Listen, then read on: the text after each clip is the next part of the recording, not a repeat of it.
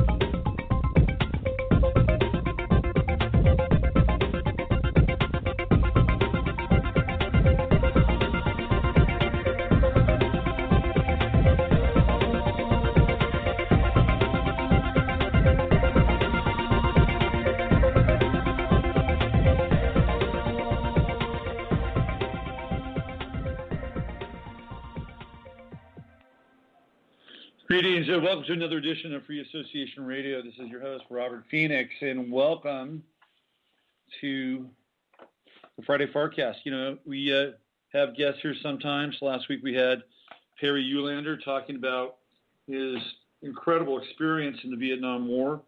And I think it was about the week before that, we had Madeline Fernandez, and we talked to her about her incredible idea and patent to work with the coral reefs, the dying coral reefs, the barrier reefs here, not just in this country, but in Australia, all around the world. Well, today's not one of those days. Today you've got me, and we're going to do our best to go down the rabbit hole and explore some topics here that are snap, crackle, and popping, one of which obviously is the Mandela Effect. Should I say that again? The Mandela Effect. Apparently, we're in another timeline now, and this is another Earth, and the sky is completely different.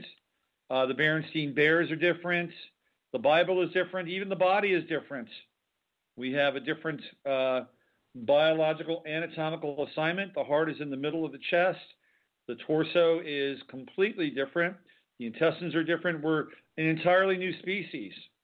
How did this happen? And is it true?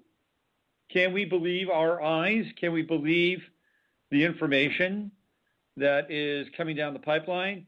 South America. Look, as far as the map stuff goes, let me just say that you know, South America being, you know, much further east, Australia being further north, the map itself has been distorted for years anyway. It's been distorted for years anyway. You know, what we have is kind of a Eurocentric version of the map. And if the map were really scaled out, you would see how enormous Africa is. And you'd see how small the other continents really are. So we're starting from a place of distortion to begin with the map. I don't have a ton of credence in sort of the map reference. Maybe I should play map reference. I'll do that at the break. So let's just kind of take that out of the equation. But we have the different spellings of the names. Chuck Berry, Maybelline, the Berenstain Bears. But it's I mean, I don't necessarily have a problem with the idea that the timeline has changed. I don't really have a problem with that. However, we have to be really clear about what's going on. We have to be clear about, you know, what's quote unquote real and not real. Like, for instance, I was given a link to a YouTube video. There's tons of stuff on the Mandela Effect on YouTube, so you can scope out more of this. And one of the videos that was sent to me was a show called The Brady Hour. It was The Brady Hour, and it was pitched as this show that was made, and it was not seen by anybody. There were 8 episodes, and now it's appeared out of nowhere. The Brady Hour. How did it get here? Well, I can tell you that the Brady Hour was probably a pilot that was shot by ABC, and it was a variety show, and it was terrible. And they shot a bunch of shows. This is what they did back in the day. And they shot a bunch of shows, and it maybe aired once or twice, and then they just shut it down. Now, keep in mind, and this is really important, that all the networks are connected to intelligence. And the one that's the most connected to intelligence is ABC. ABC has long been connected to the CIA. And who owns ABC now? Disney. Disney owns ABC, CBS, ESPN. Who else do they own? I think they own MTV and VH1. That's all Disney. That's all Disney owns. If you go back in time and kind of look at the programming on ABC, NBC, and CBS, clearly defined, clearly mapped out. CBS was always gearing their programming towards middle-aged audiences. ABC was always gearing its programming towards youth audiences. NBC was always gearing its programming towards quote-unquote minority audiences. This is where we have Sanford and Son. This is where we have Freddie, Chico and the Man. They were all NBC productions. Fred Silverman came into NBC and basically turned television on. But ABC was always CIA, youth-connected, driving the youth culture. So the reason I'm talking about ABC is because that's where the Brady Bunch was. So, in fact, just go back in time and look at the programming that ABC was offering up. We had the Courtship of Eddie's Father, ABC. What was that about? It was about a single dad. We had the Partridge Family. What was that about? It was about a single mom, extended family, Fruitcake Reuben, who was the manager. We had the Brady Bunch. What was the Brady Bunch about? It was about two families, split families, coming together. So now we have divorce, all programmed out. Here you go, kids. This is what you're going to get. You're going to get the programming. And ironically, who was the father in the Brady Bunch? It was Robert Reed, who's homosexual. So this is what the media does. This is so subversive. It is so incredibly subversive. It's like when they made Rock Hudson into a male figure, like a male sort of, the modern, sort of the 20th century, latter 20th century Cary Grant. That's who Rock Hudson was. He was the American Cary Grant. But the dirty little inside joke was Rock Hudson was, just screamingly gay. And so these things, these memes are inserted into the media to create cognitive dissonance, even though we're not aware of it. And I'll tell you another sordid fact about Rock Hudson, and I can say this because he's dead. Nobody's going to come after me. Is that the rumor in Hollywood is that Rock Hudson was not only gay, he was into necrophilia, which, by the way, might actually be more prevalent than we think, to be quite honest with you. Because if you go down the Jimmy Savile rabbit hole, what are you going to find? You're going to find kids. You're also going to find necrophilia. Think about that. So ABC, getting back to this programming bit, was very much connected to youth culture and creating models for families that were broken and split. And then it just started to migrate across the networks. And what did we have on CBS? We had the Mary Tyler Moore Show. Of course, she's divorced. Oh, isn't it great to be liberated? Isn't it great to go through all that heartbreak with all these guys who, might be, really, really good catches, but never quite catch on? and that spunky, perky Mary. She's the smart one in the media. She's the smart one in the newsroom. I think that's at night.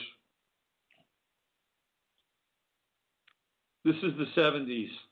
So I'm talking about the 70s because we're getting into this whole era or this piece around programming, the Brady Bunch, and the Mandela Effect. So one of the things that's sort of the centerpiece of the Mandela Effect is that Mandela died in the 1980s. I don't really have a problem with that, by the way. But what people don't understand is that, we're dealing with a society which has so many bizarre undercurrents and so many rabbit holes that the labyrinth of the rabbit holes around the planet is like a subterranean network. So I have absolutely no problem with the idea that Nelson Mandela could have been a clone or a robotoid or whatever so I don't have a problem with that. I did an exhaustive piece on Tiger Woods when Tiger Woods got the shit beat out of him by his wife, Eileen. Now, in my estimation, that Tiger Woods died.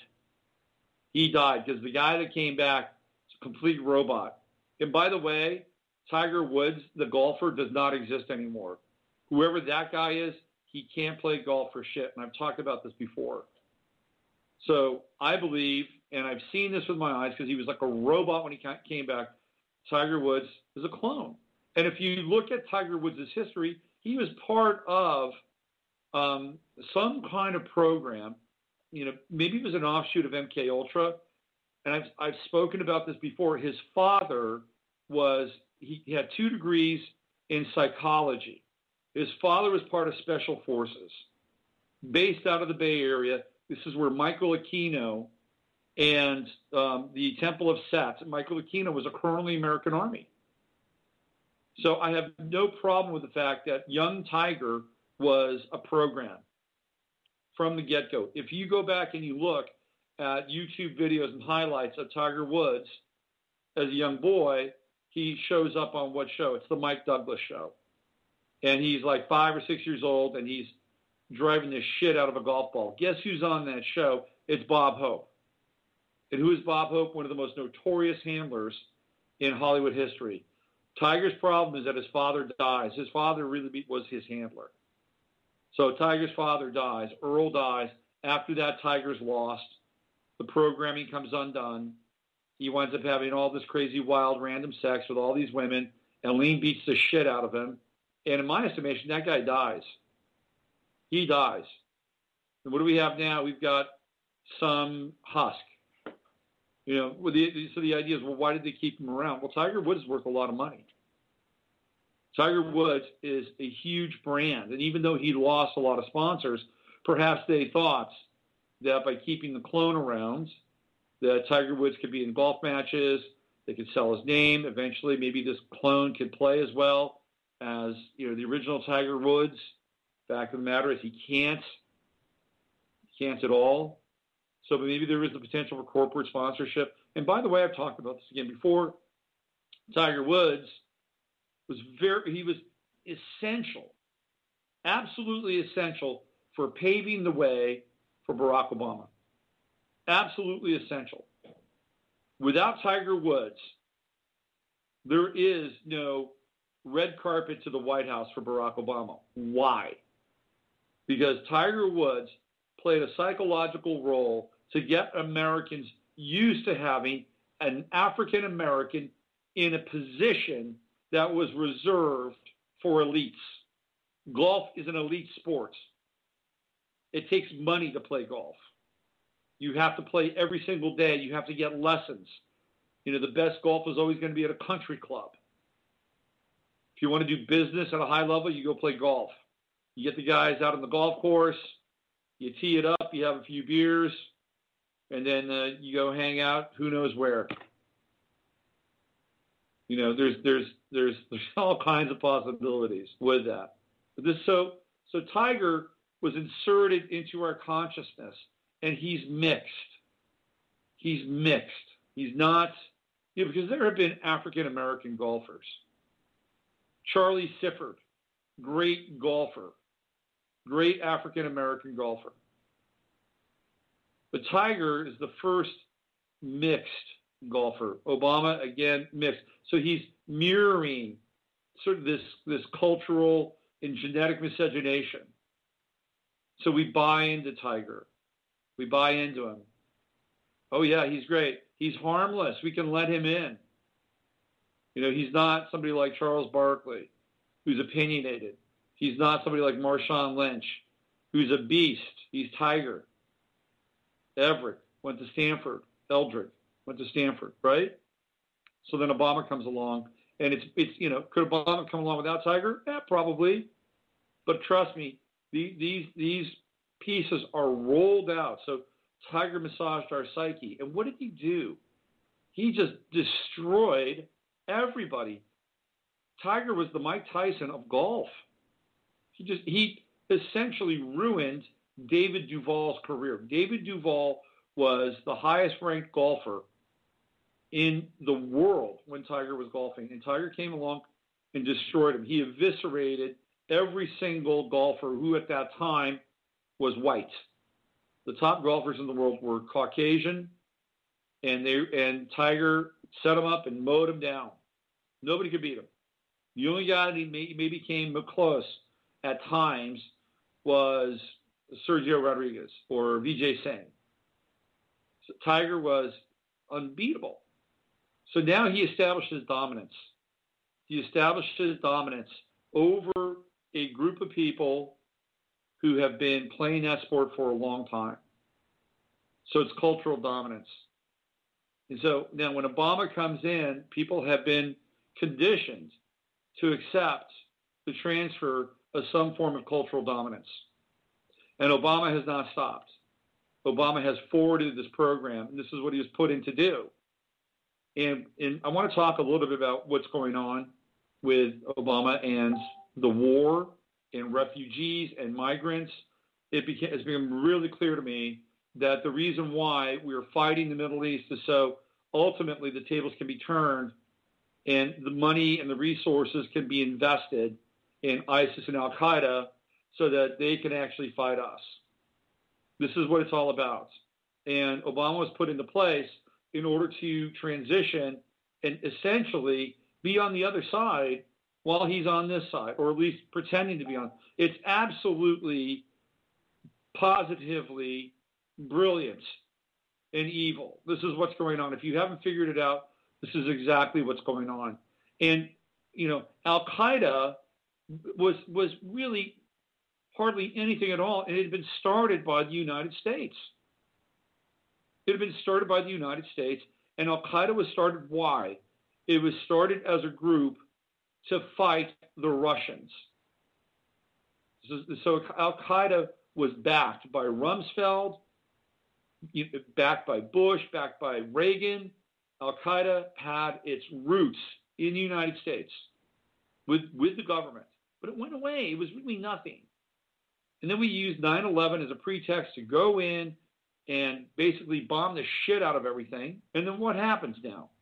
We keep bombing, and we create an angry group of people. We go in, we destabilize Libya. We got a whole angry group of people there. We've got the Wahhabists and the Salafists, and we encourage them. We give them money. They get the oil. And so now what do we have? We literally have this legion that we've created so that we can use that legion to fight against us. How about that? How about those apples? It's ridiculous. If you haven't figured it out, you're asleep. You're totally asleep. So what's happening is a war is being run against us from inside this country in Washington, D.C. Plain and simple. That's what's going on. And, we talked about this earlier today, at least here in my household. And what happens when we have an ongoing war like this? Everybody's interest gets served except the people in this country. The arms manufacturers get served. Corporations who go in and rebuild these exploded, destroyed bombed out areas, they get served. Politicians get served. Why? Because it gives them something to do. They've got to talk about it. They've got to fuss about it. Greater Israel gets served. And I'm going to talk about Israel in a second. And this is really important because this kind of gets into this Mandela Effect thing. Because I don't care whether or not we can prove in some ways that we have switched timelines, although to me it's interesting. And there's potential that we have in the switching of the timelines. Maybe we can get on top of it. Maybe we can reroute our lives. I think there's some creative possibility in the chaos of time. But there's something else going on here. And what we're seeing is a world that's been turned upside down. At the very least, this upside down scenario is as if we're living in a parallel Earth, where everything has changed. Everything has changed. And does it have to do with the Mandela Effect? Or does it have to do with the fact that there is social engineering taking place at an incredibly high level that every single day reinforces a version of reality that is played out again and again and again on television and in the world? And I'll give you a few examples. And, people may accuse me of being a racist or a xenophobe, and I don't give a fuck. But if you watch TV right now, and you turn on TV, and you watch the commercials on TV, I challenge you, absolutely challenge you, to find a male, white, Caucasian, whatever label you want to use, who's blonde in a commercial. You will not find that person. You will not. If you do, I guarantee you he's wearing a dress. Why is this? Why has this happened? Why has the majority of our TV, our commercials, our programming, why does it feature African American families and diverse families more than any other time before? Why? Because it's politically correct? Is that it? Is there some benign entity that says, hey, we have to reinforce middle-class stereotypes so minority families can have the fruits of commercialism and spend money just like the quote-unquote non-minority families used to have? Is there this kind of social intelligence, this social credit that must be invested in that kind of programming and advertisements? Or is there something else going on? Is there another version of reality that's being essentially rewritten right over the top of our version of reality, or a version that's existed? I talked with Perry last week, and that world is gone. Perry's 1950 world is gone. And there really appears to be no looking back at this point. So if you were to, let's do this. Let's say you're in the 1970s and you teleport from the 1970s to right here now. June 10th, 2016. You turn on the TV, what are you going to see? You're going to see a world that would flip your fucking wig because everything's turned upside down. Women are men, men are women. You had a dominator culture, which is gone. You've got a new dominator culture, whether or not it's a dominator culture or not, which has been brought in. It's like the world has flipped upside down. Is that the Mandela Effect? Or is that social engineering that is scripted to rewrite history, and to rewrite history at an iconic level? I can go from film to film to film to film to film, and I can show you where characters in films, popular films, have been replaced. They used to be Anglo-Saxon, white American. Guess what? They're not. They've been replaced by African American characters. Is there anything wrong with that? No. I don't think there's anything wrong with it. But I'm making a note here because there's a whole new version of history that's being rolled out. There's a new version of the Magnificent Seven that's coming out. And in the Magnificent Seven, the main character was who? Lee Van Cleef. He went around and he found all these guys who were going to take on, these bad dudes. And it was a woman who lost her land, her husband, her kids. She was alone. It's the same script, but Lee Van Cleef has been replaced. I don't know who the actor is. He's African American. And so there's a whole new kind of wave of reality that's being superimposed upon this sort of other paradigm that we've been living in. And some people might say, yeah, great, that's wonderful, that's fine. But this is all programming.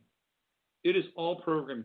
So the Mandela Effect is interesting, and we might be living in a parallel universe, but what's also interesting to that extent is that there is another reality that's being superimposed from a social engineering perspective. And I've talked about this before. If you look at on television, what is the programming that, quote unquote, represents the non-minority community? Let's just call it plain and simple, white folk. Where are the white folk on television? I'll tell you where they are. They're in Alaska. They're in the fringe. They're in the swamps. That's where they are. They're in the trailer parks. That's where they are. They're naked and afraid on some island somewhere, resorting to some form of almost Paleolithic kind of imagery. You see where this is all going? And if you don't understand or you can't wrap your head around it, you are just asleep at the wheel. You're totally asleep. So what we have then is, of course, we have the combustible, xenophobic environment that is being promulgated through the elections, the electoral process, Trump, the riots, all that stuff. And that's all part of the plan. That is all part of the plan, too. And the plan is to wipe out an entire race and culture and history. Now, look, I know Henrik got a lot of flack for this and still gets a lot of flack for it. But Henrik, he was right. He's absolutely right. But I'll tell you something. If diversity is true and diversity is real, then if one race is eradicated from the planet, no matter how that race is portrayed, as villainous, as the scourge of history and humanity, by removing that race, there's less diversity. There's absolutely less diversity. And the social justice warriors who just as programmed as their counterparts sometimes on the far end of the spectrum on the right side, they don't get it. They think they do. They think they're virtuous and that their morality resonates at a higher level, that their morality is justified due to the fact that there are really clearly defined rights and wrongs, and there's a group of people who have been basically castigated and scapegoated, to be honest with you. So there's just no discussion. There's no quarter. The decision's already been made. So we're living in volatile times. The election coming up, incredibly volatile. It's going to be heavy duty. We've only just seen the fires burning. The people are angry. They're nervous. There's a sense of paranoia. There's a sense of people wanting to have their positions or have their emotions or their morality justified. And at any cost, these images that are being beamed out of places like New Mexico or San Jose or San Diego, they are inflammatory. They're incredibly inflammatory. And if you read the message boards on places where they still allow message boards, by the way, the major newspapers and the major networks, they don't allow you to comment anymore. Have you noticed that? If you go to CNN or you go to Fox, you can't talk anymore. They will not let you comment on the stories. But the places that you can comment, the dialogue is chilling. It's absolutely chilling. It's basically, hey, we got to stand up for ourselves. Hey, we've got to travel in groups. Hey, we can't allow these people to punch us, to hit us, to sucker punch us. And so what's happening is there is a very bracing reality that a certain segment of society is now going to have to deal with, and that they're not used to dealing with. Because, my generation, from the 70s and even the 80s, we were socially engineered to turn the other cheek. We were socially engineered to get along with people. We were socially engineered to have, relations with people that even if they were painful, we would accept them. We would have hardship, certain hardship placed upon us. We had to accept that.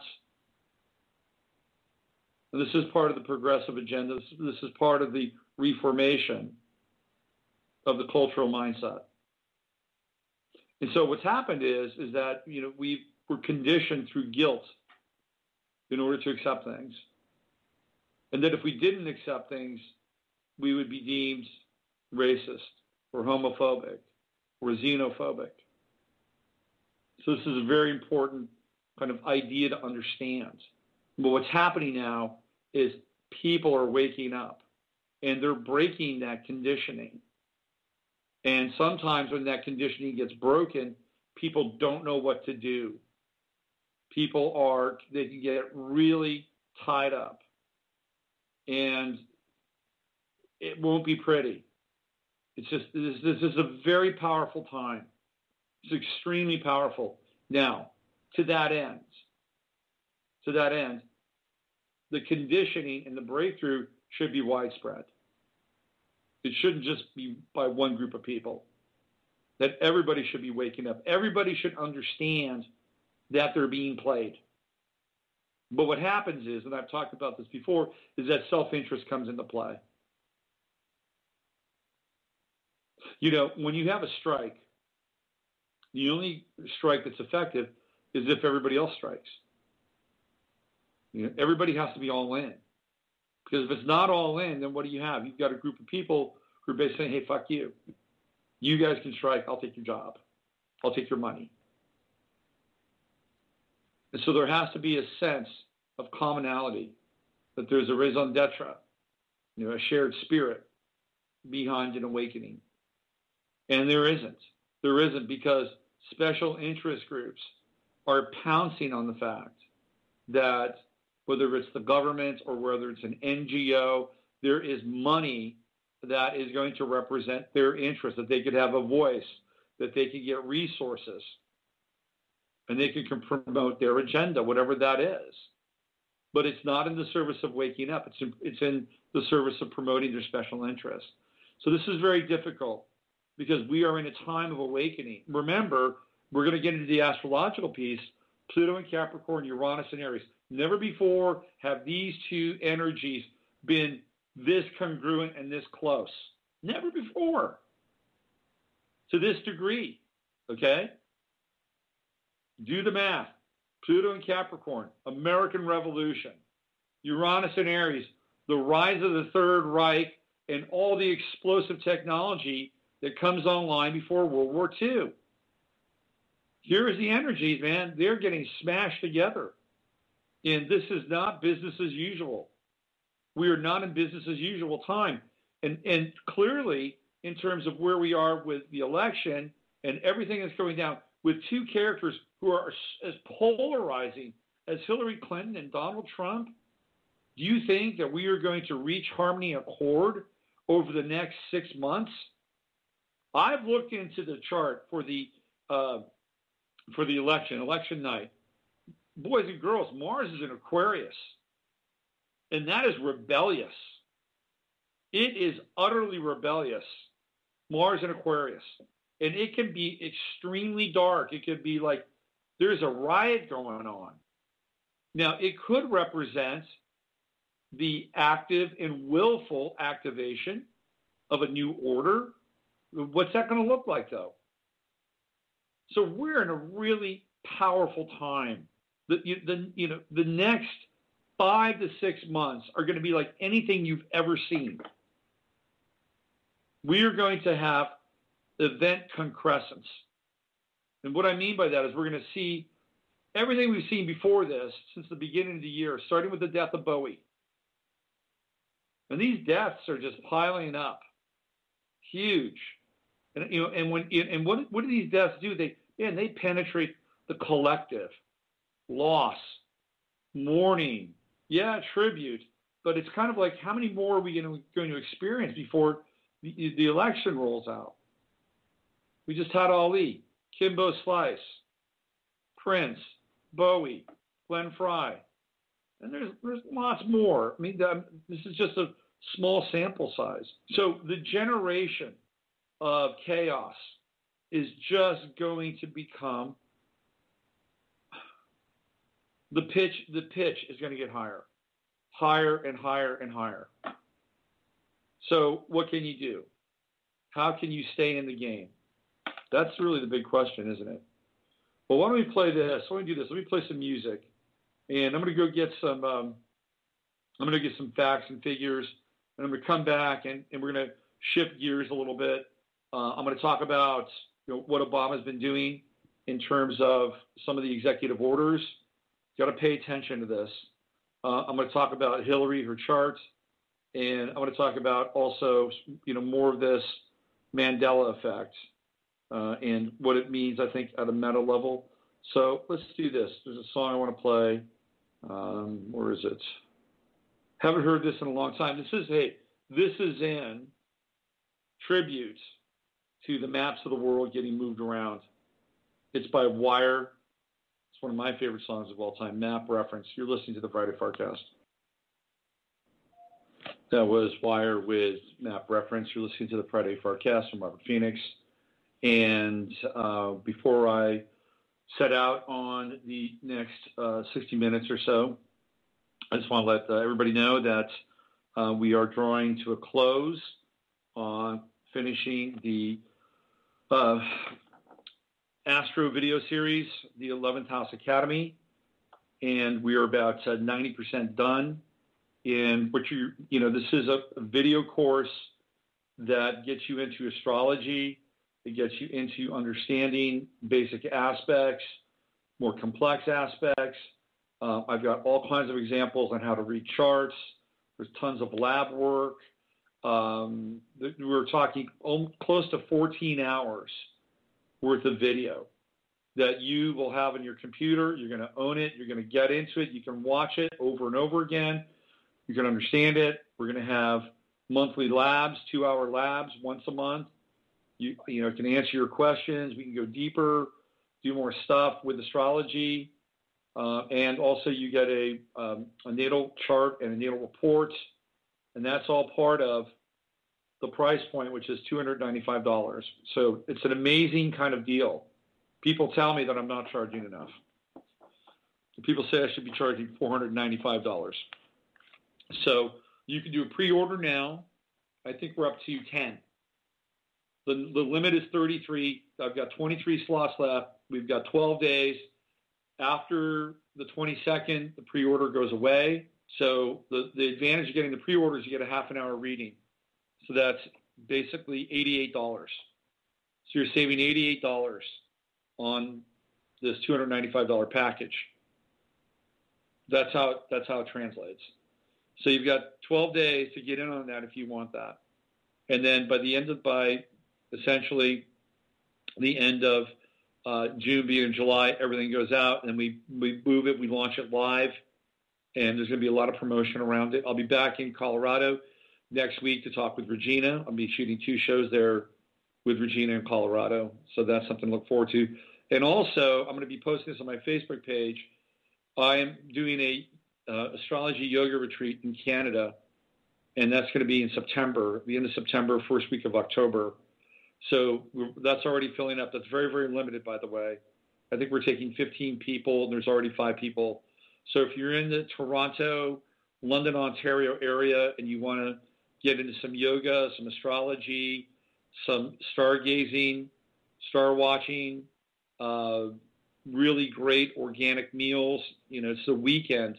You can stay over in a very quiet, peaceful, tranquil location, do yoga, do astrology, get some readings. It's going to be fun. I'll be in Canada for a week, and that'll be on Facebook later today as I post that on my page.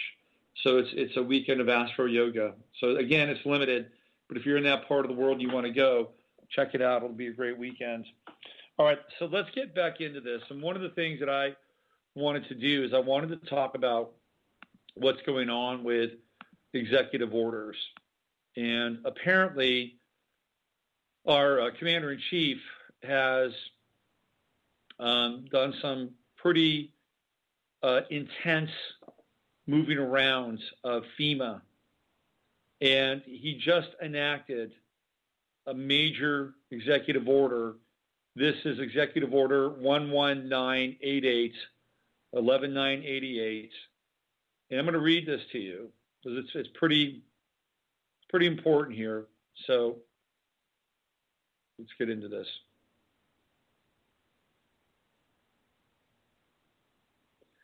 So here's the executive order.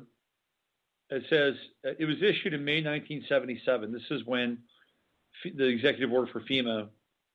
And then there have been all kinds of adjustments. Every president's adjusted these executive orders with FEMA.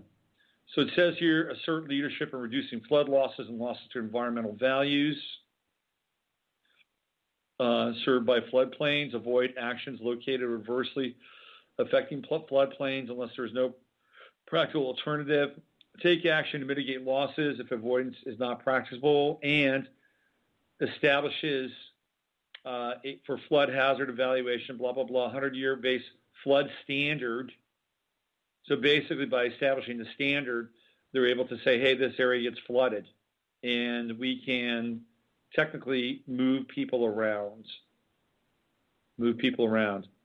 Essentially, what's happened is that FEMA has come under control of the executive office. So if we go back to, let's go to, where is it? This is a website called Mr. Conservative. So let me see if we can get into this here. This is executive order. Let's see if I got this right. I believe it's 1950. So this is actually going back to 2014. So it's coming into 2015. It's the beginning of 2014. And Obama expanded the authority under the National Defense Resources Preparedness Act. And apparently what this does, and I'm going to get into it here. This is it. Let me read this to you. This is important. It says, by authority vested in me as president by the Constitution and the laws of the United States of America, including the Defense Production Act of 1950 as amended, 50 U.S.C. Appointment 2061, etc., sequential sequester in Section 301 of Title III, United States Code, and as a Commander-in-Chief of the Armed Forces of the United States, it is hereby ordered as follows. Part 1, Purpose, Policy, and Implementation. This order delegates authorities and addresses national defense resource policies and programs under the Defense Act of 1950. The United States must have an industrial and technological base capable of meeting national defense requirements, capable of contributing to the technological superiority of its national defense equipment in peacetime and in times of national emergency. Domestic industrial technological base is the foundation for national defense preparedness. The authorities provided in the Act shall be used to strengthen this base to ensure it is capable of responding to the national defense needs of the United States.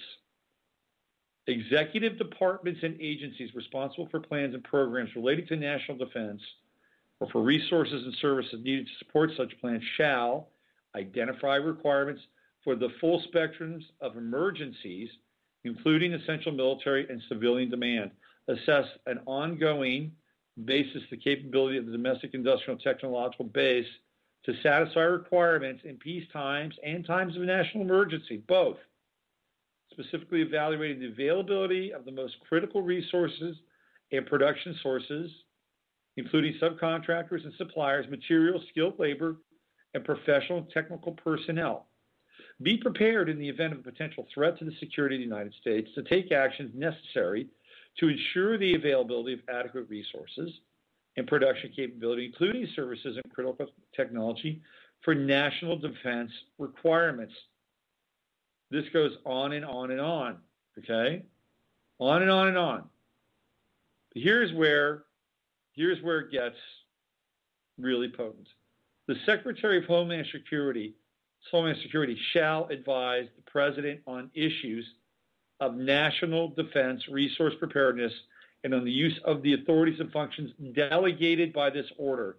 Provide for the central coordination of the plans and programs incident to authorities and functions delegated under this order, and provide guidance to agencies assigned functions under this order developed in consultation with such agencies. Report to the President periodically concerning all program activities conducted pursuant to this order. Then you've got the Secretary of Commerce reporting in, the Secretary of Agriculture, the Secretary of Energy, Health and Human Services, Transportation, Defense. All of them are basically reporting into the President, to the executive branch, and the executive branch is going to make the calls here. So it's all flowing into the executive branch. All of them. Every single one of them. Now, I just talked about the last executive order that was passed on the 27th of April, which has to do with floodplains. And Obama has been talking about flooding. The President has been talking about flooding. Have you been catching some of these videos? Why is he talking about flooding? Why is he talking about water? And why did we just have this executive order become enacted, triggered? These are all really important and very interesting questions. So essentially what we have is we have a centralization of FEMA that comes under the auspices of the President of the United States, the executive branch. Okay, so let me read this. This is Defense Production Act Committee. This is Section 701. The Defense Production Act Committee shall be composed of the following members: Secretary of State, Secretary of Treasury, Defense, Attorney General, Secretary of the Interior, Agriculture, Commerce, Secretary of Labor, Health and Human Services, Transportation, Energy, Homeland Security, right? CIA, FEMA, Administrative General Services, all of it, all of it. The Director of OMB, Director of the Office of Science, Technology, Policy shall be invited to participate in all committee meetings. The chairpersons as designated by the President pursuant to Section 722. Civil Transportation, Energy. This is a really extensive executive order. Super extensive. And it all falls under the rubric of the executive branch. Nothing in this order shall affect the authorities assigned under Executive Order of May 7, 1975, as amended, except as provided in Section 802. It's all there.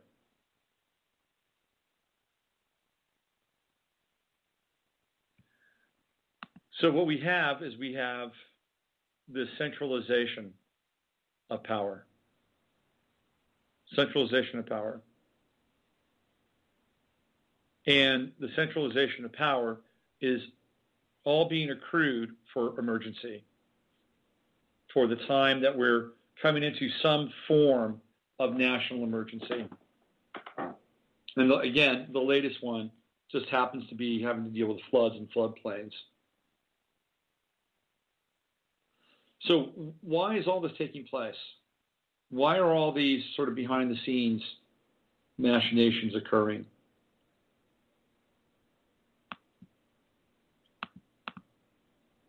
Here's another one. Obama's executive orders you never hear about. So this is interesting. This is from USA Today, April 11th, 2016. So these are, I think, probably benign ones. Yeah, this is fluff. This is total fluff. So the reason why the executive orders have been put into play is because we are reaching a point of volatility, social volatility. And the volatility, of course, is being programmed, and people are being triggered across the board on many levels, many levels.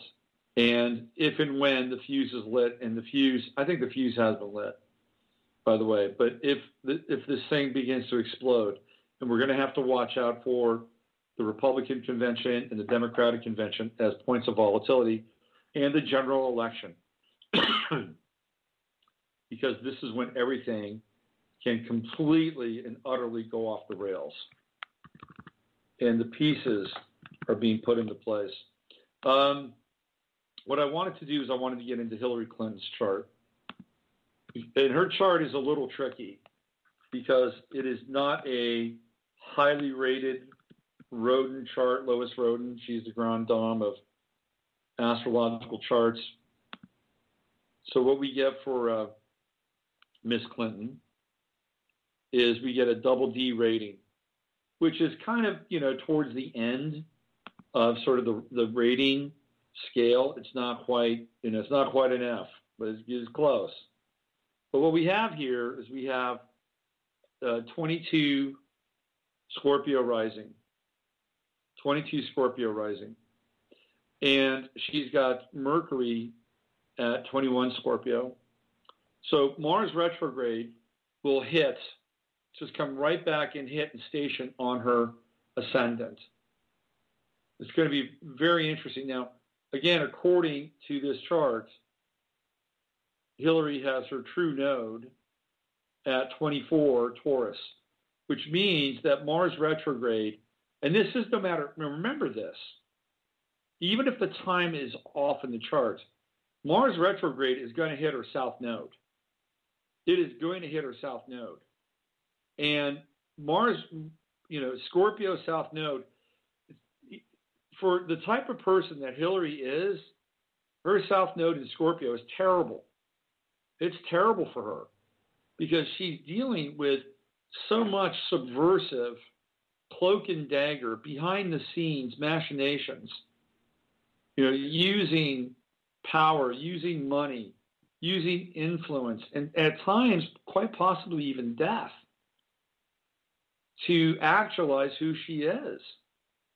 I mean, it's a terrible, absolutely terrible use of the south node. Her north node is in Taurus, and again, this is in the seventh house, so she should be working on partnership and building partnership and being grounded. But she's gone to the dark side. She is operating out of that south node,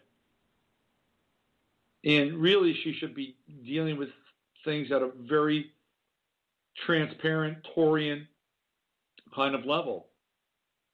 Taurus, true node Taurus is, do what you say what you mean, be concrete, follow up, have clear examples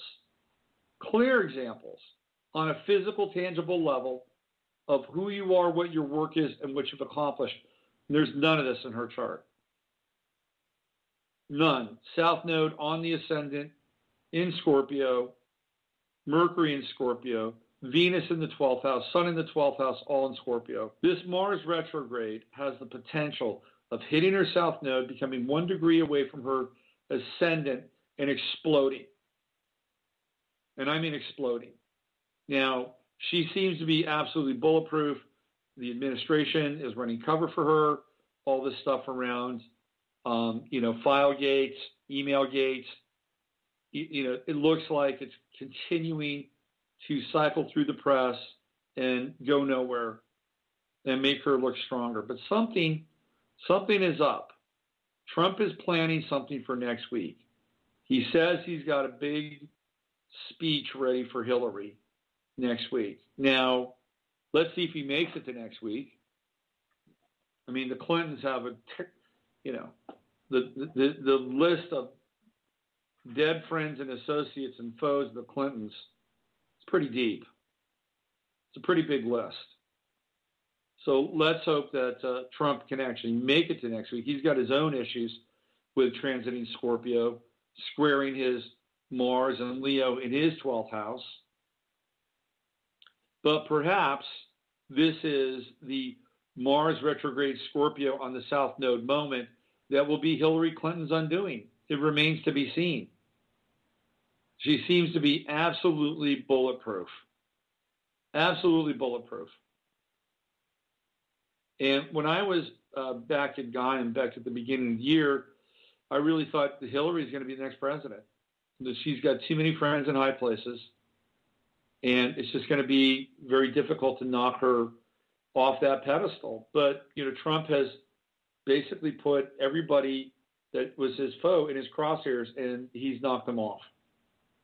So Hillary's in the crosshairs now, and will it work?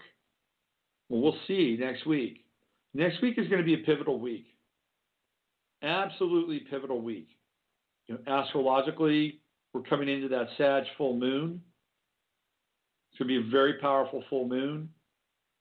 And then we go into what? We go into the new moon, which is going to be Cancer. And that's going to be right around the 4th of July. This 4th of July, circle it on your calendar. There's so much happening astrologically on this 4th of July. But particularly that new moon. It's going to be very, very powerful. I would not be surprised if we have some kind of, heavy-duty false flag-like events on or around the 4th of July because of the sequence of events that's been happening. I want to get into the 4th of July from an ephemeris standpoint. Let's just get into this. This is a pretty potent sign.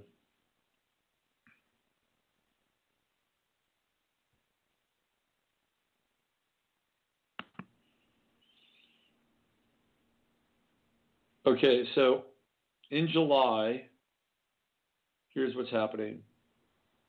We have the moon in Aries on the 4th of July.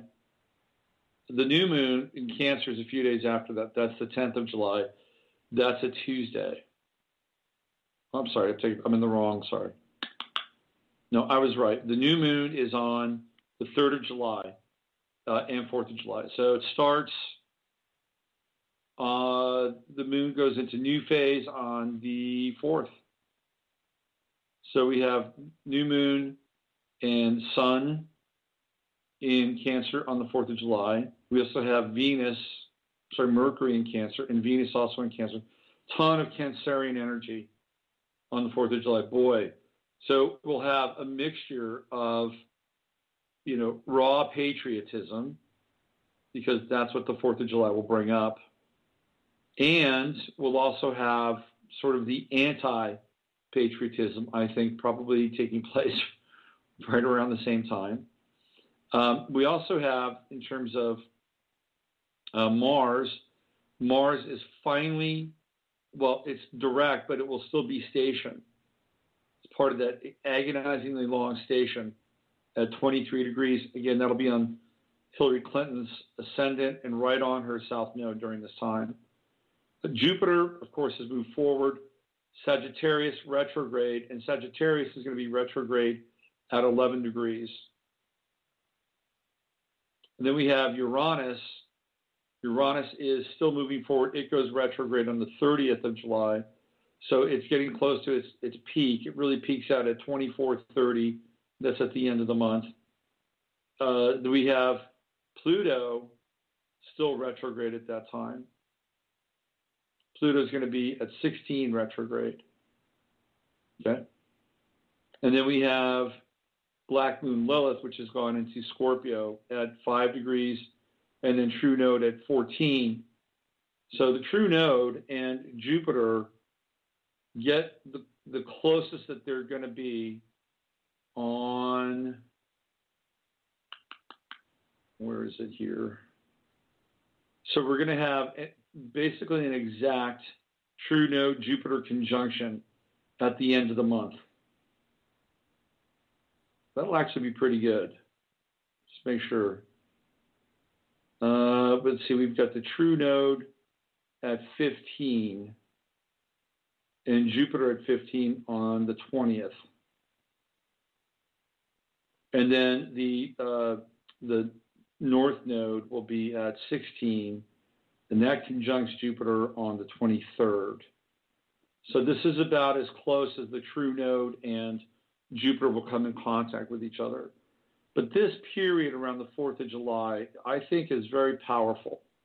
Now, Pluto is not quite in complete opposition with the Sun during this time. Pluto will go into straight opposition with the Sun or direct opposition with the Sun on the 8th of July. And it will also be in opposition with Mercury. It will be in opposition with the Moon, the new Moon, on the 5th. So that new Moon-Pluto opposition can be very powerful as well. Because remember, Pluto, Capricorn, we're dealing with what? The rise of the plutocrats. So I'll write about this more extensively, but I think that this 4th of July could be very powerful. And not just the 4th of July, but even that weekend leading into the 4th where we have that Pluto-Sun opposition. One of the things that's been happening on sort of around the world is we're seeing some breakdowns and glitches in things like power, cable. Like, the other night, my cable just went out, period. And there was no power shortage. Power didn't go down. We had cable. We lost cable for about 12 hours. Banks have gone down.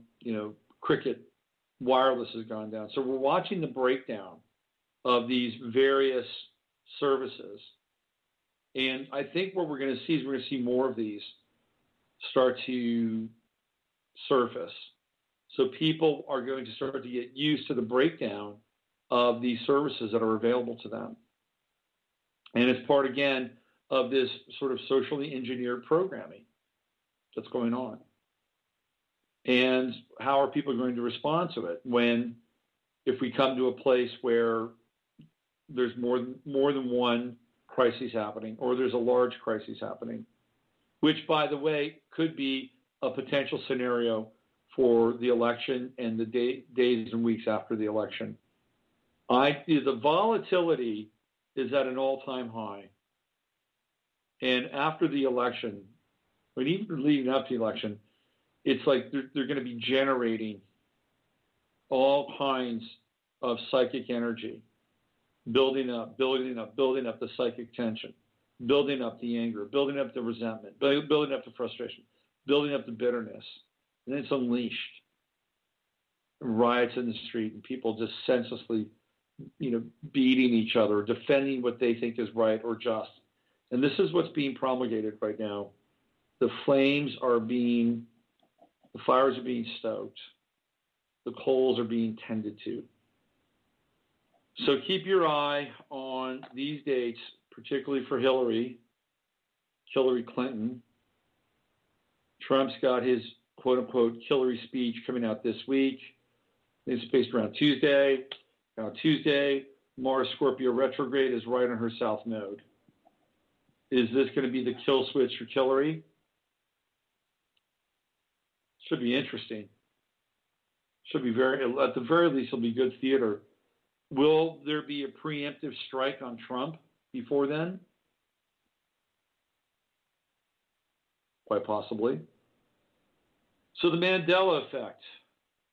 Have you experienced it in your own life? Why don't we open up the phones here? Let's talk about the Mandela Effect. By the way, when I saw, remember that they had the big statue, the enormous statue that was dedicated to Nelson Mandela. And everybody in the world went there. Obama was there. I don't think Putin was there, though. But everybody was there. Do you remember that? Remember the event? I always thought that event was more than just honoring Nelson Mandela. I felt like that event was a signal that there would be a revolutionary push, that the same thing that happened in South Africa was going to now be enacted throughout the entire world, right? Because this is what happened. You brought all the world leaders, except for Russia, at that event. And that event was a symbolic, it was an enactment, it was a ritual that now what occurred in South Africa was going to occur and take place in other parts of the world. That's what my interpretation of that event was. So I don't have a lot of love for Nelson Mandela. If you look at his life, he was not a great guy. It sounds like he was there for civil rights and apartheid. He was really somebody who was, lassoed and programmed, and he was incredibly violent. His wife, Winnie Mandela, they used to do these things where they would basically take tires and they'd put them around people, and they'd light the tires on fire, and the tires would burn people. I mean, people would burn to death with these tires because they couldn't get out. They couldn't get their arms out of the tire. It was brutal. I mean, this is the stuff that these people were engaged in. So these are the tactics that the social justice warriors at some point will pick up on. The bastard children of William Ayers is who they are. And they will, by any means necessary. So I'm not a huge Mandela fan, sorry. And I thought that the ritual of Mandela was really the signal that they were going to take what was happening in South Africa and just go worldwide with this thing. But let's talk about the Mandela effect a little more. If you've got some examples of the Mandela effect in your life that you'd like to bring up, why don't we call? Do you feel like you're in a different part of the universe? Do you feel like you're living in a parallel Earth? 646. Hold on, what do we got here? Let's go guest call in. 347-308-8995. 347-308-8995. Call in. If you've got any insights into the Mandela effect, if you've experienced the Mandela effect, let's talk about it. So one of the things I wanted to address is this whole notion of the war against Islam and the war against ISIS. I was watching this, it just happened to come on. It was like one of these kind of Google hangs. There are people now that are coming out of the woodworks I don't know about in terms of doing media. And there's this one guy talking about ISIS, and he's talking about Sharia law and what's being rolled out in a lot of ways for us, theoretically speaking. It's like, how did we get here? And who does this really benefit? Who does this benefit? Well, I'll tell you who it doesn't benefit. It doesn't benefit the Palestinians. Because now the Palestinians are being aligned with Muslims.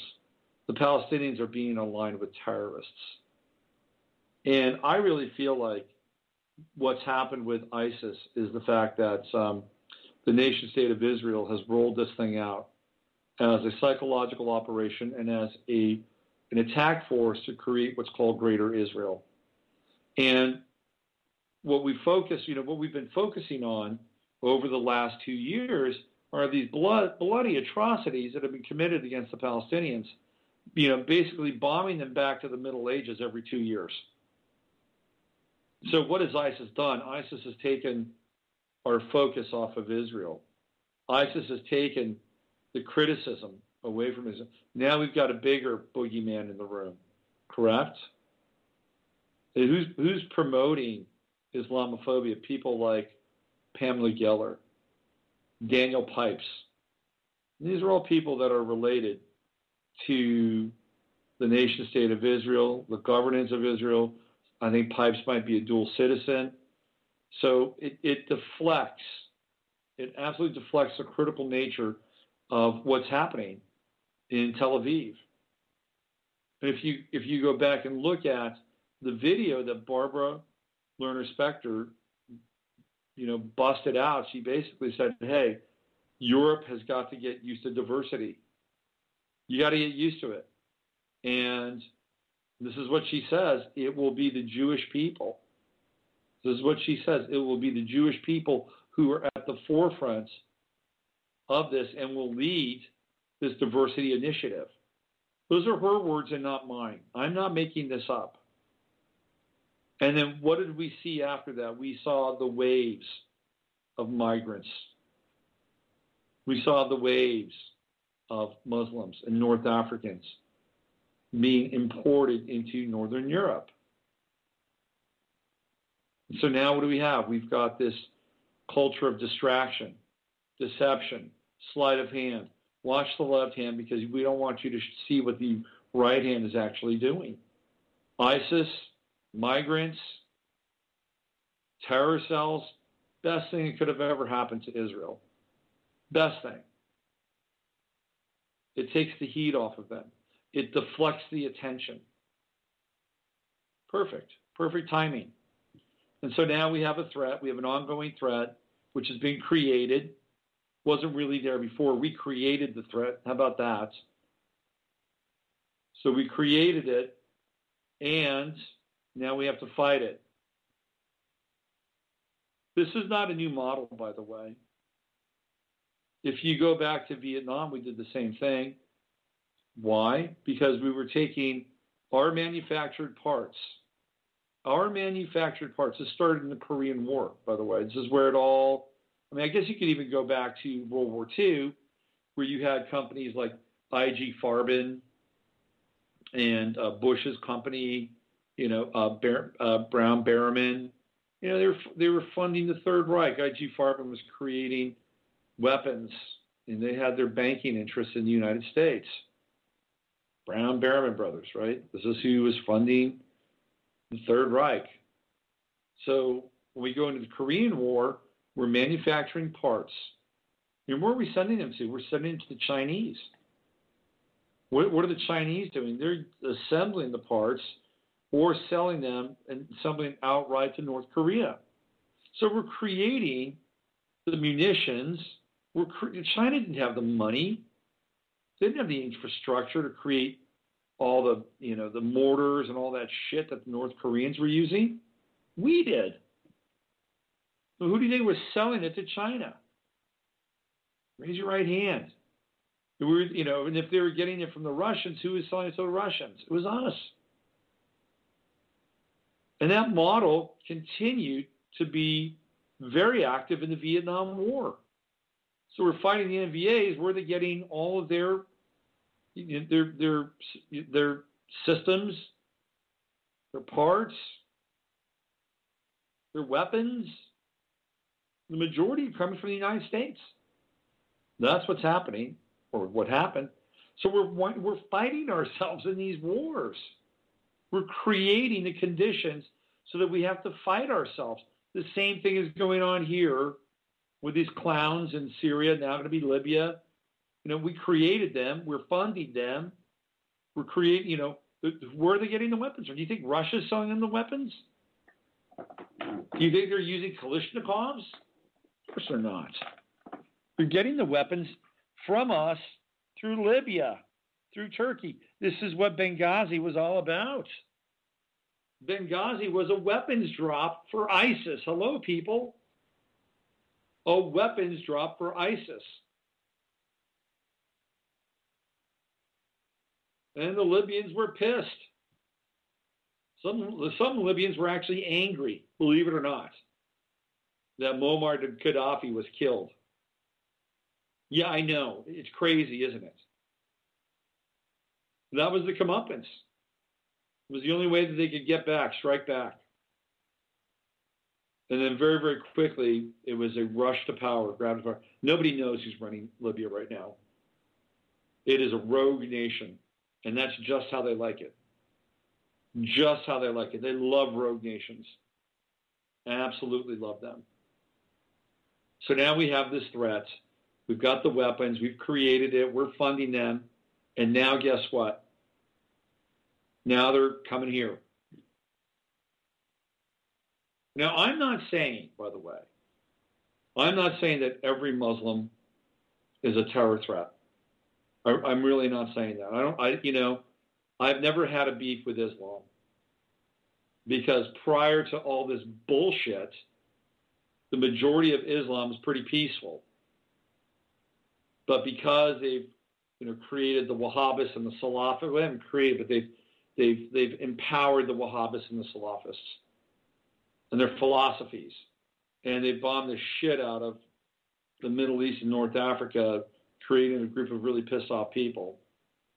So of course now there's the potential for quote unquote domestic terror, and who knows who is coming into the country.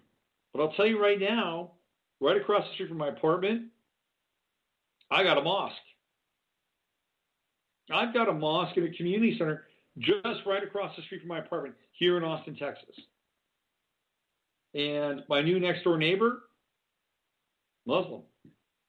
Right next door, Muslim. And he's not the only one. We're getting all, the Muslim community is moving into my apartment building so they can be right across the street from this mosque and community center.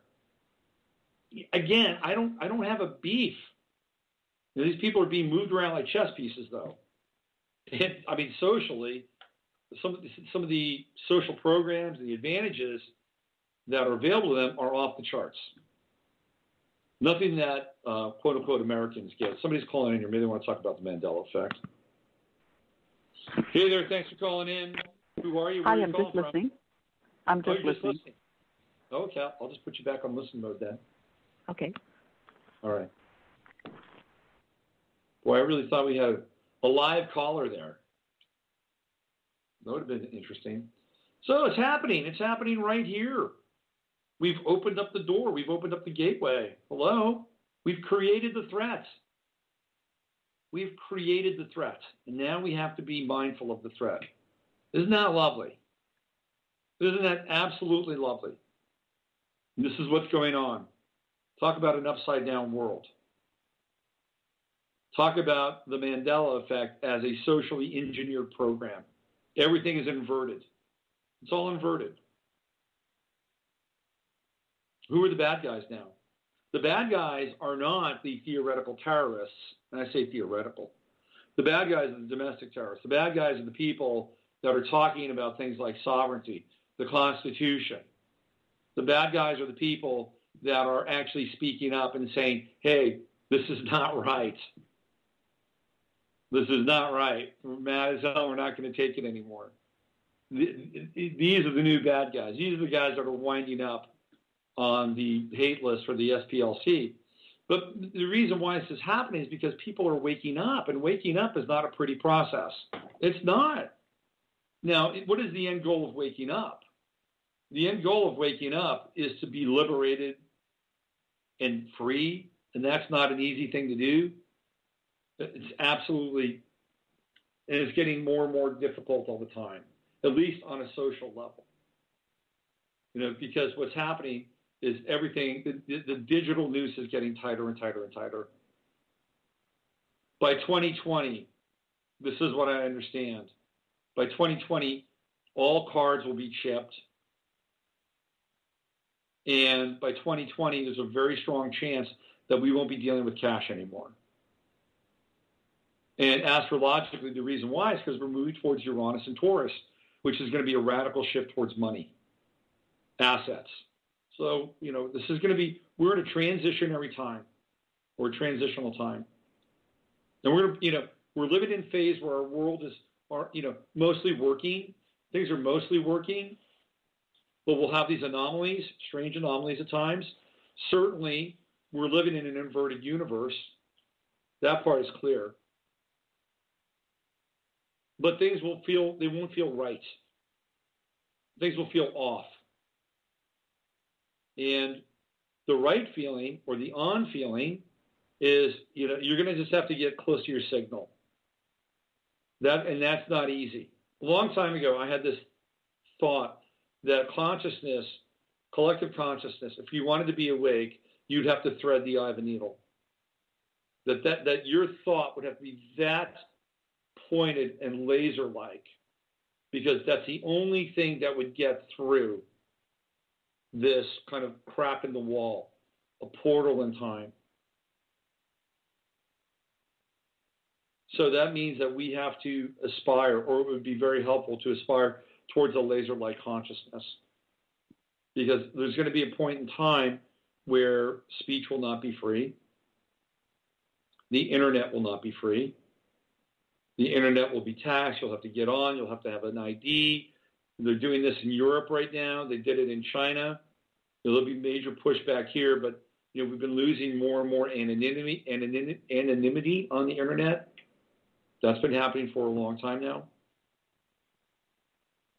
So how are we going to get through? You're going to have to, again, have that laser-like consciousness that can thread the eye of a needle. Nothing else will be able to sift through that. So there's a level of inner perfection that's going to have to take place. And we're in it now. These are critical days, critical times, critical phases. Can things shift? Can they change? Yes, absolutely. Can a ferret, gnaw on a cable at CERN and shut the whole thing down? Absolutely. But we can't always wait for those moments to happen. We have to be able to work inside of ourselves with a plan and a destiny that will unfold for each of us. It's all in here. It's all in here. If you are quiet enough and you are centered enough, you will know exactly what to do. There are things astrologically that can align you towards that. Part of fortune, North Node, where Jupiter is, you can align in that direction. But that's the key. It's alignment and being able to trust the alignment. Sometimes, this is hard with life because sometimes we want things and they may not really be on the table for us. And that's a difficult part. You want that piece of fruit and it's like, it's right there, it's low hanging, but you just can't grab it. But if you look down right below you, just right next to your feet, you'll find a nice vegetable. All you got to do is reach down and pluck it out. But we want that fruit. We want that piece of fruit just right there. Right there. It's juicy, hanging. You can't get to it. It's not meant for you. I guess maybe you can get a bat or a switch or whatever and knock it down. There's, you may do damage to the fruit, but look right beneath right where your feet are, you'll find exactly what you need. So the ability to be aligned, and the ability to tap into the signal, it's within each and every one of us. That signal, by the way, is the signal that's being directed to you from your soul, if you have one. If you listen to that signal, and listen intently, and dial it in, and the signal gets clearer, then you are moving in the right direction. What happens is that we tune out the signal. We want to listen to some other channel, some other station. We don't like the signal. We want to do it our way, theoretically. But the signal is directing us to evolve in a certain direction, in a certain way. And for some of you, you've perfected it. You're living it. God bless you. And the more of us that live from the signal, the better our reality becomes. Because we are reinforced by it. We are strengthened. Our collective immunity grows as another person finds the God within them. And they are aligned with that. And all this other bullshit goes away. And look, even if we're living in a parallel world, and this is what the Christians, born-again Christians, I love them because they're so on to the conspiratorial stuff. But I was watching a YouTube video the other day and they said, well, God has left. God's left the planet. And it's only now through reconnecting with, Lord and Savior Jesus Christ that you can kind of get through these times. To me, that's the signal. We're talking about the same thing. You got to find that signal, though. That's the transmission. That is the transmission. And that's the most important thing any of us can do. Yeah, keep it potential and loving yourself and being your own best friend. That helps. It gets you to a vibrational pitch where you're getting closer, closer, and closer. Until ultimately it's just in alignment. So remember, if you do that, if you're living from that place, you are doing us a service. And you don't even have to be living a huge life. Not everybody is meant to live a huge life. Not everybody's meant to be Tony Robbins or Kanye West or whomever. But if you're living your life in the best way that you can live it, and that signal is clear and sharp, then it doesn't matter. It doesn't matter whose life you're living. It's yours. And you're living it to the highest potential. And you're living it so, not just you're following the signal, but now the signal is, you're like a radio tower, and you're moving that signal along. You're bouncing it to other people so that they can pick it up. And now we've got a network, right? We have a network of people that are living with this signal, which is it's the divine within, it's the God within. And that is incredibly liberating. The challenge is you have to cut away from things. You have to cut away from the world at times. You have to cut away from decisions in your life that take you off your path. And they're there. There are forks in the road. Sometimes they're set up. And you know what they are? We got to get to it now. Because I don't know what it's going to be like 6 months from now. And I'm being very blunt with you. We've got to get to it now. There's no more fucking around. Because things are going to heat up here. They're going to get, as the summer goes on, and I guarantee you we'll have a heat wave. We'll have, one of these conventions, whether it's Philadelphia or Cleveland, it's going to be hot as hell. We're talking 90s, high 90s, high humidity. And they're going to crank up their Gwen towers and their Elf towers, and they're going to be agitation. There's going to be agitation in the air. So what do we got to do? We've got to hold the space. We've got to hold our signals, man. This is what it's about. It's the organic beings versus the inorganic beings. And the organic beings are rooted in love, rooted in connection, rooted in service, rooted in being able to nurture and grow, to be empathic, to be compassionate, understand sustainability and continuity. This is the organic nature, or the nature of the organic being. Inorganic beings don't care. They don't care. The difference between an inorganic being and an organic being is an inorganic being lives for now.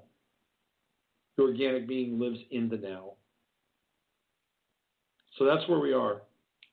And Jupiter is in Virgo. It's gone direct, expanding the potential, right? It is expanding the potential for each and every one of you to find that place of purity inside. Because Virgo is pure. It's the pure nature. It's a great opportunity to expand in that way. The world has become a cesspool, an absolute cesspool. So for each of us, we have not just the opportunity, but I think we have the obligation to promote a sense of purity and innocence and love and higher values. I know this sounds corny, but it's essential now. We got to check ourselves. Always have to check. I do all the time. Where are my thoughts? What are my thoughts doing? How am I thinking about this person? What do I want to share? What's the highest level on a day-to-day level that I can share with another person? That's where we've got to be. And sometimes that high level is compassionate and empathic, and sometimes that high level is, no, I am not doing you a favor by agreeing with you, but I can politely say that I disagree with you. I can politely say that this is not something I'm in alignment with. Because if you don't do that, then what are you doing? You're giving consent to somebody's alternative point of view. You're giving consent to that. And by giving consent, what are you doing? You're diluting your own position, your own rarefied position. So these are states that we have to be very mindful of. We have to tend to them, care for them, nurture them in ways that are very important. They're important. They're our thread, our life thread. They're the silver cord that connects us to everything. So I'm just sharing this with you because we're getting ready to move now. We're getting ready to move into a phase and cycle where we've never been before. So just get ready for it. Do your inner work. Stay physically fit. Get sunshine. Get water. And continue to do these things as we all unfold over the course of the next days, weeks, and months. And we enter this gauntlet. I had it today. When I was working out with my kid. We were entering the gauntlet. It is gauntlet time. Be prepared. And get into the best aspect of who you are as quickly as possible and stay there. Do everything in your power to stay there. All right. Why don't we, I wanted to talk about this thing with CERN and this event that took place. But I really, we've just, topped everything off. I kind of got into a different sort of mindset there, different flow. But look at what happens. Here's your homework. Go find that event where basically they were welcoming. They're down 2,300 feet, man. This thing is deep. This tunnel, this train tunnel. And they did this ritual to open the gates of hell. It's exactly what it's about. And, there's this really weird, bizarre thing happening with time in 9/11. So there's a lot of information around it. But everything that's connected to that event and all these other events that are taking place, they're all promoting the insertion of this dark, satanic, Luciferic energy to run the planet. And this is what we're up against. It's right out there. It's all out there. It's at the bottom of the rabbit hole. It's at the bottom of the rabbit hole? Yeah, it's the devil. You think I'm joking. I'm not. That's what's at the bottom of the rabbit hole. You go deep enough, and that's who you'll find. It's behind everything. Now, I know that there are archetypes and all these other stuff that are important. Yeah, sure, great. I work with them. Absolutely. In my work, we deal with Pluto, shadow. Absolutely. Those are archetypal images. Those are archetypal energies that we have to face and confront. But I'm telling you, there are off-plane and interdimensional energies that are part of this world that are beyond archetypal. Trust me on this. All right, so why don't we end there? And you know what to do, boys and girls. Use your head to discern what's real, your heart to stay open to what's possible. I'll be back on Sunday night, and we'll get into some astrology with the 11th house. We'll talk more about the teaching series, the 11th House Academy. And until then, use your head to discern what's real. Again, your heart to stay open as possible. Here is Philip K. Dick, the prophet of the 21st century. Have a great weekend. We are living in a computer-programmed reality, and the only clue we have to it is when some variable is changed and some alteration in our reality occurs. We would have the overwhelming impression that we were reliving the present, déjà vu, perhaps in precisely the same way, hearing the same words, saying the same words. I submit that these impressions are valid and significant, and I will even say this: such an impression is a clue that at some past time point, a variable was changed, reprogrammed as it were, and that because of this, an alternative world branched off.